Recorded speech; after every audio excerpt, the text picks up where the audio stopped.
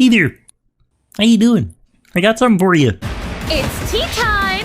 Hey, cousins, welcome to a special tea time. Now, cousins, a year ago, executive producer and chairman and president of the nonprofit organization Impulse Dallas, Reesi G, invited all of us to join him as he embarked on a new journey with the launch of his Revoice platform. Hey, you guys, it's me, Reesi G, and I want to share something with you. Throughout the time that I have been a producer over the past 5 years, I have worked very, very hard to make sure that we as a LGBTQ community, most particularly us of color, are seen in a particular way that mainstream media does not show. I have been at the helm of showing us in a way that empowers those that may not see themselves on the big screen. So, from my small screen to yours, I want to say thank you to all of the supporters, all of the critics, the haters, and even those that have backed me into a corner one too many times. As I continue my journey, I want to welcome you to Revoice, a company that is here to reinvent, reintroduce, and reiterate that we as a community need that particular type of love, care, and integrity to show the world that no matter what we are doing, how we are doing it, and who we show up as, we need a space at that table. So won't you come with me and eat at this table with me as I welcome you to Revoice. Now, the Revoice platform has recently dropped a brand new love show, and episode 1 of that love show has done extremely well for that Revoice platform. And episode 2 is gearing up to drop this upcoming February 13th. And here to talk about that new love show and what we can all expect moving forward from the Revoice platform itself is the one and only Reesi G. Ladies and gentlemen, I am joined right now by the man, the myth, the legend, the icon in these queer web reality TV streets. The one and only Reesi G is in the building. Hello, Reesi. Hi, how art thou? I love that. The icon. I love that part. The icon. I mean, you gotta let the people know you are an icon. You know, like Wendy Williams said. Well, she is the moment. Okay. Okay. Have been, will be, and forever will be, no matter what they say on their lives with 12 people. Oh, okay. Okay. Now, well, we're starting early. Now let me stop. So, Reesi G, I noticed that you are ramping up content on your brand new YouTube channel, Revoice. Now, Mhm. how did you come up with the name Revoice? Is that a play on the word rejoice or what?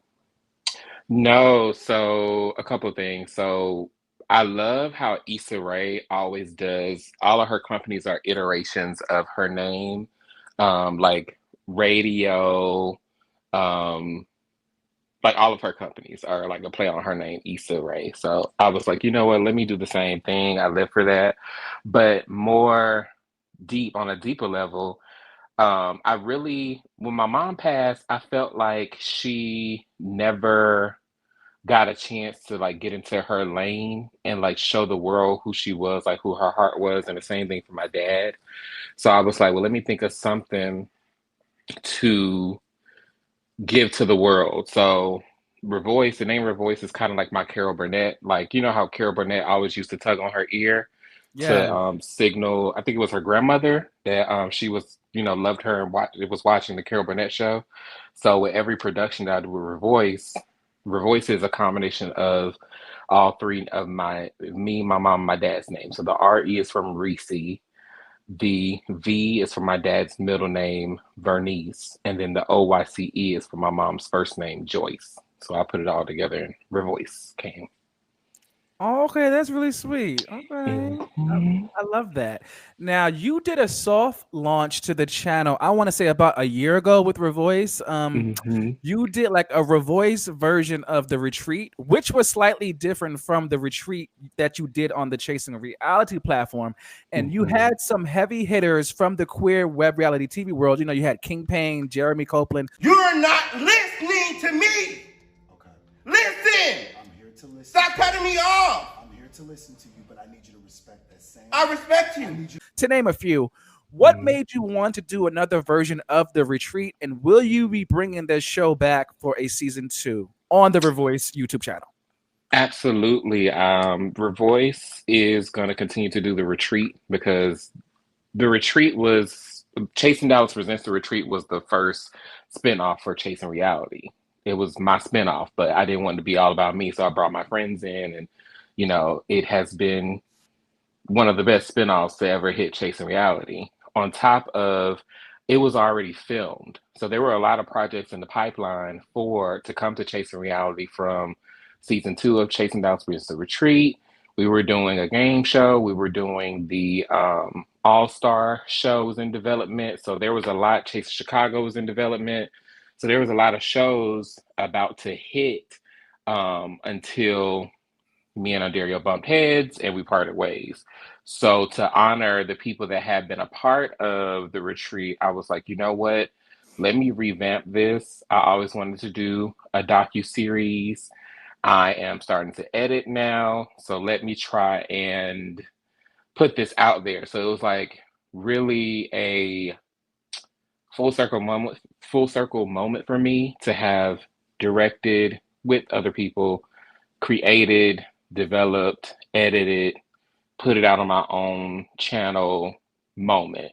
So that was like the bigger reason was because I wanted to just say thank you and actually put out the product for the people that took their time to come and do the work, because that approach to The Retreat lasted longer in production because the therapist that came, Joseph, actually did work with all of the people that participated prior to and kind of got some of the trauma out, and a lot of stuff we didn't air.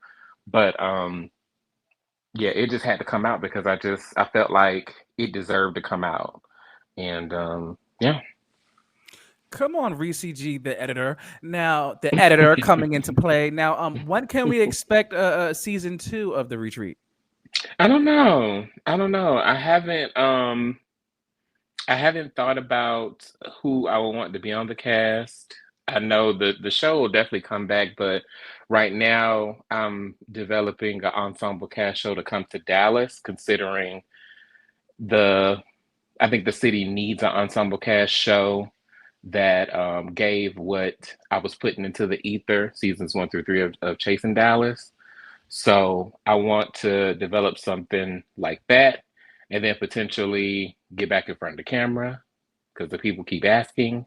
But it'll come when it's right. I just don't know when, to be honest with you, because I wanted to do an all trans cast, but that casting didn't quite work out because a lot of the girls wanted to come and be baddies.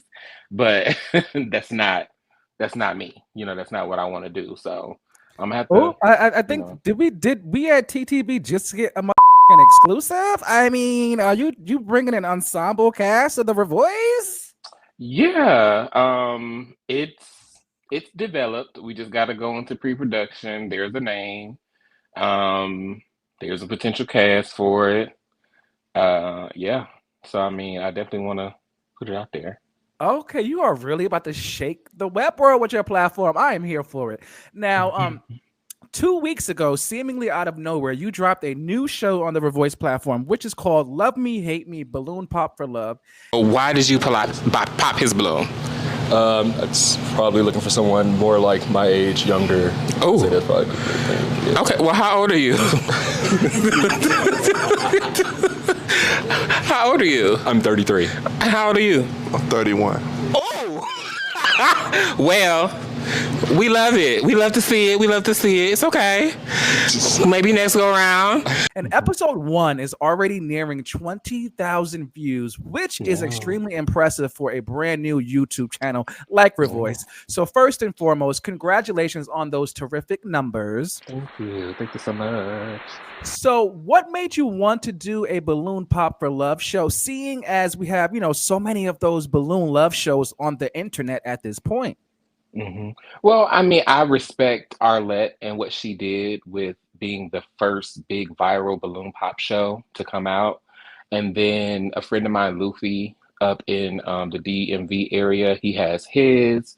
And I was like, I love these shows, but there's aspects of the show that I don't really like. I don't like when the girls get up there and read the girls. I don't know if they really vet the people or actually try and match them up to, go on some dates and stuff like that. So I was like, what if I did a different one? So I talked to Roderick, and Roderick was like my producer, my co-producer, co-EP, and he was like, yeah, let's do it. Let's create something, but you got to put your sprinkle on it. And he was like, plus, I mean, this is your op to finally do your dating show. And so I was like, well, you know what? The girls have waited and they have wanted a dating show. I wanted to circle back around and do a dating show after all of that mishap, back. So I was like, why not? Why not jump on the balloon pop, but give my own flair to it? And there was the song that that I had in the tuck by this guy named Desi Five out here in Dallas. He had the song, and I love this song, guys, on the playlist. And I was like, why don't we just call the show Love Me, Hate Me? He's already down for it being the theme song. We could spread the love around, and boom, the show came about. Okay, now how did you come up with your formula? Because, like you said, your formula is slightly different. Like on the regular balloon pop for love show, like everyone is standing in a big white room. On your version, people are sitting down in what seems to be like a bar/lounge area. What made you want to change it, and how did you come up with that formula? So the biggest thing, there's a couple differences, and I say with the twist, this next episode that comes out very soon this week, you'll see something else that's different. But I wanted to have the people relax and not on edge. So I told them to sit. I wanted them seated. The venue that we use has a stage. So I was like, okay, well, let's put these guys front and center to have their moment. And I love the idea of me going out to them because I've always wanted a talk show. So that was kind of like, let me have my Ricky Lake moment for myself. Period. Let me live my moment right here and go out into the audience and kind of interview them in a way to see if this is a thing that I really want to do. Plus, there is possibly something coming with that too. And I really wanted the op for the bachelors or the single guys to be able to pop balloons too. So that's why after they get off the stage, I seat them too, so they could potentially make a match. And as gay men, I mean, we can date multiple people and it work out. So I mean, if there's multiple matches in the episode, hey, I mean, let's see if single one doesn't work, maybe single two will work. Who knows? But I just wanted to kind of be realistic with what's going on out here for the gays. Hey, the more the merrier. Now, will every Mhm. episode be filmed in the same location, or are you switching locations each and every episode? Like, what will the show look like moving forward? So it'll look the same. We're still going to be in the same location, whether the girls in the comments like it or not. I love the relationship I've built with Lady Love Lounge here, and we're going to still be in the same location until we potentially there's somebody that wants to franchise already in Atlanta. So maybe if there's a Love Me Hate Me Atlanta, that would probably be the only location that you would see different. Or if Lady Love say that they don't want to host it anymore, then that's the only reason that we would move. But as of now, we're going to stay in the same place, giving the same vibe until the show is done and over with. Okay. Now, your version of the show just seems more, I don't know if the word formal is correct. Yeah, that's not the word I'm looking for at all. I guess what I'm trying to say is that it seems, I don't know, more realistic. Like it actually feels like these people are taking it serious. And that's no shade to the other balloon pop for love shows. But whenever I watch those shows, it's more like for comedy purposes. It doesn't appear that any of those people are actually looking for love. It just gives that they are looking for like a viral moment.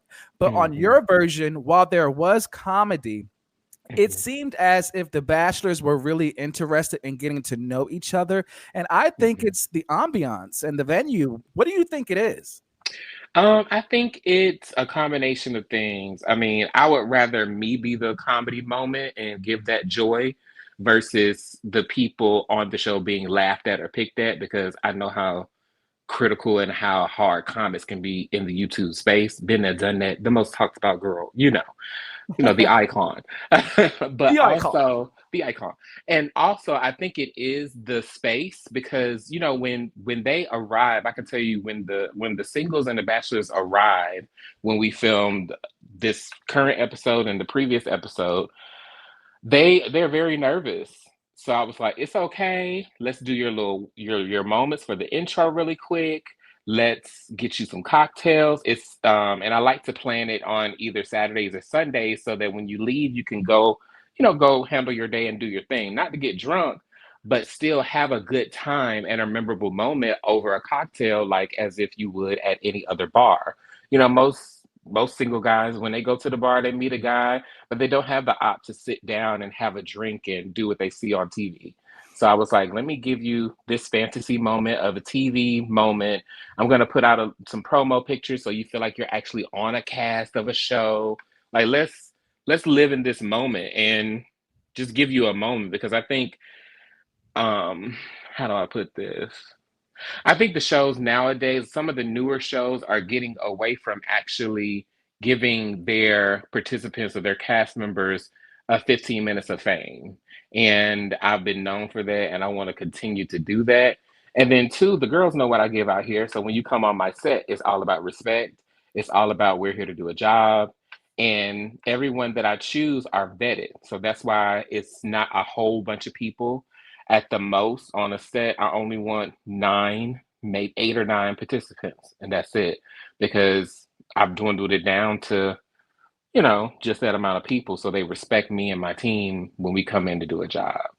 Because y'all leaving with potential love or hook up, whatever, do your thing. So, yeah.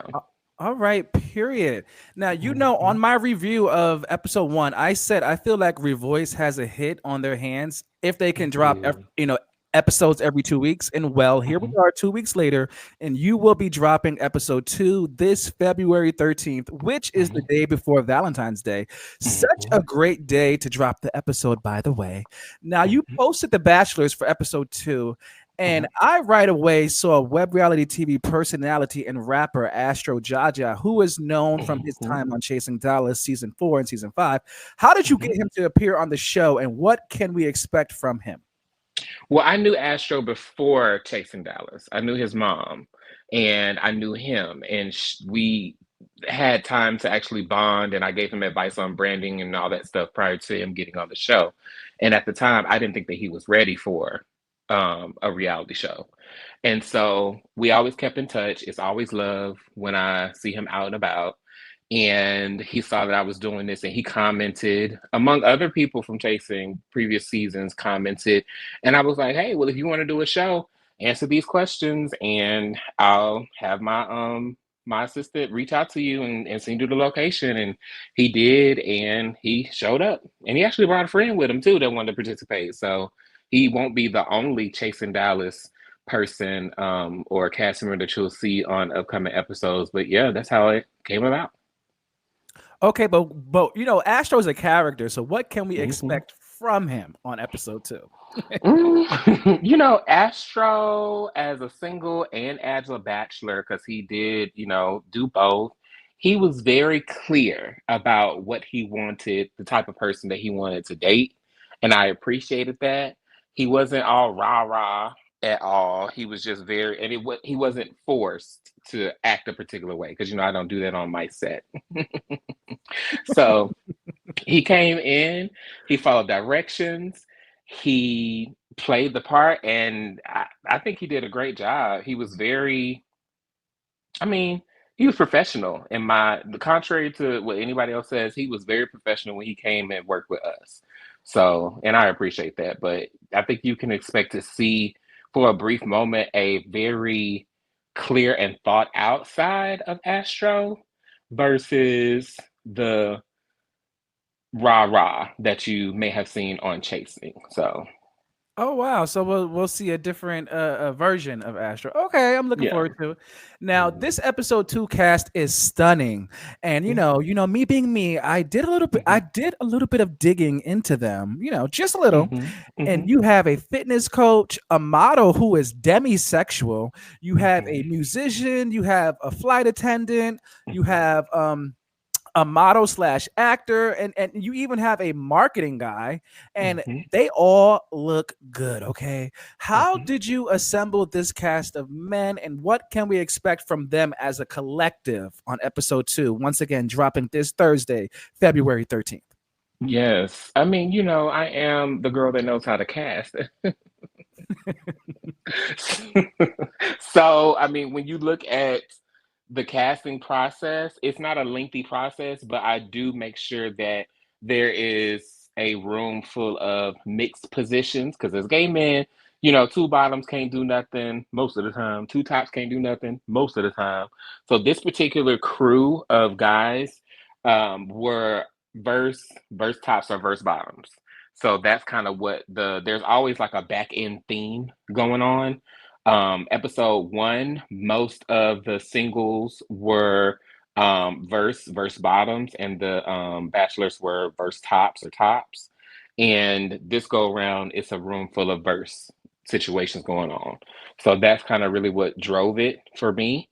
And yeah, I mean, they just fit, and I was like, okay, well, let's see if we can find y'all love based on what y'all are looking for.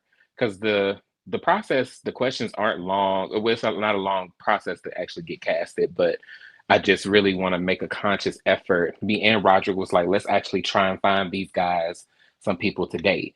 Because I mean, of course, I know tea on all of them. You know what they give, but of course, these singles when they walk in the room, like I wish you could see it. It's like the first day of school. Like everybody walks in, they sit down, they're all quiet. So I have to warm them up. Okay, well, bottles out, let's do shots, let's warm up. And it's so cute to see men, gay black men, or gay men of color. This go around, we actually had added a white guy in, a Caucasian guy in, that dates black men, or men of color rather. But it's always so cute to see how you think that these boys are hot boys or the it boy when they out at the club, but then when they get in a room to actually potentially find the love of their life, it's like, okay, well, are you gonna be a lover or are you gonna be a hater in this moment? So it's it's cute. It's really cute to see.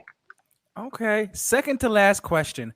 I saw Hmm. a video the other day. I didn't watch it. I should go Hmm. back and watch it, but I bookmarked it, so I will watch it. But Hmm. anyway, the title was basically something along the lines of why are attractive gay men desired physically and not Hmm. romantically? And I was like, Hmm. wow, that's a really good question. Why Hmm. do you think that is? I think it's lack of affirmation. I think a lot of people that are attractive, like you and I, we are always approached because of how we look and what we give. And for me, it's always been the allure and the fetish of it all, because I have been a lot of men's fetish. I'm fetishized a lot, being film, plus size, all of that. And so I think that when people see the outside, they only see, oh, he got a print, or oh, he got some big lips, or oh, he got this and he got that. And that's what they go for. And even if you meet them out publicly, most of the time they're desired, but they're never wanted past the desire. And it's a rarity that you see couples that grow, that from the beginning are like super super hot. They're tens. I think that most couples that last a long time, they start out as sevens and then they end up being tens. But I think that sometimes, or in most cases, a lot of men, gay men in particular, gay men of color in particular, are they lack affirmation, or they're not affirmed when they're coming up in the lifestyle, coming up in the scene. So they don't know really what to go for, what's acceptable, who really wants me past my body. And it's very easy because I mean, you got a hot night and a boy roll up on you, and you like, oh, you this, you that, and you like, oh, you this, you that. So let's go. But I think that if people actually took more time to actually go for their forever, then they will find less things that are on the surface and more things that are, more than skin deep that they like about a person. So, That was a great answer, and that's so true because I like whenever I go out, like I'm constantly approached, right? mhm, However, for me, what I have learned is I'm always the teacher. mhm, And what I mean by that is everyone I've ever dated, I'm always their first serious relationship. mhm, Like yeah, like I've never met anybody who's had a serious relationship, I'm always the one to teach them. I'm just like, I would love to meet somebody eventually who has already had experience in that. Yeah. So, Yeah, it's out there. It's out there. I mean, I think it's out there. I've never been in a relationship. We talked about this before on the King's Council. And, for me, I think that's kind of been like my gift and curse at the same time. Because it's a red flag for some guys. You ain't never been in a relationship. What's wrong with you? And I'm just like, nothing. Nothing. I just don't or haven't settled down yet. But then the gift of it all is whenever I do meet someone, if I do meet someone, everything will be new. It'll be a whole new perspective. So I think that love is out there. I think that everybody wants love. I think we're all put here to give love. It may not be in a relationship. It may just be, giving it to a child or giving it to your community of people. And you never know where it's going to come from or how it's going to look in your life. But I think that everybody has love to give. okay, last question. How many Mhm. episodes of Love Me, Hate Me, Balloon Pop for Love can we expect for season 1? And how do people apply to be on the show? Because it looks like a good time. Yeah, it's really a good time. So this first season, we want to do just a pilot season, 7 to 10 episodes. We're gonna do a check-in, not so much of a reunion, but a check-in with the guys that we did match. And anybody that wants to apply to be casted for the show, they can either scan the QR code on the cover photo of the YouTube channel of Revoice, or they can visit It's Revoice on Instagram. There's a link in the bio, as well as like It's Revoice on Facebook. And there's a link in the bio. Period. Well, there you guys have it. Listen, folks, Love Me, Hate Me, Balloon Pop for Love show, episode 2 drops this Thursday, February 13th, only on the exclusive Revoice YouTube channel. Make sure you guys all go watch, like, share, subscribe, tell a friend, tell another friend, tell everybody. Okay. And that's on period. That's on period. Thank you so much, Reesi G, for joining me. Yeah, thank you. And also, before we go, thank you so much for the recommendation of every 2 weeks, because that gives me time. So if y'all love the every 2 weeks, give credit to TCV for that one. Yeah, I thought every 2 weeks was a great idea because, well, first of all, you're a new platform, so it gives time for other people who might not be subscribed yet to watch the show. You know what I mean? Like to build up the audience, and then from a production standpoint, it gives you enough time to find guys. Guys. Yeah, that's true. I take it. I listen. I love the critique, and I always try to better myself. I wish other producers would take that, but hey. Listen, once again, this is the man, the myth, the legend, the icon, The icon. Reesi G. And Okay. this was your exclusive Tea Time interview. All right, cousins, thank you guys so much for tuning in. And just remember, folks, at the end of the day gotta end. Okay. Like, subscribe, and share to all things TTB Network. Ah!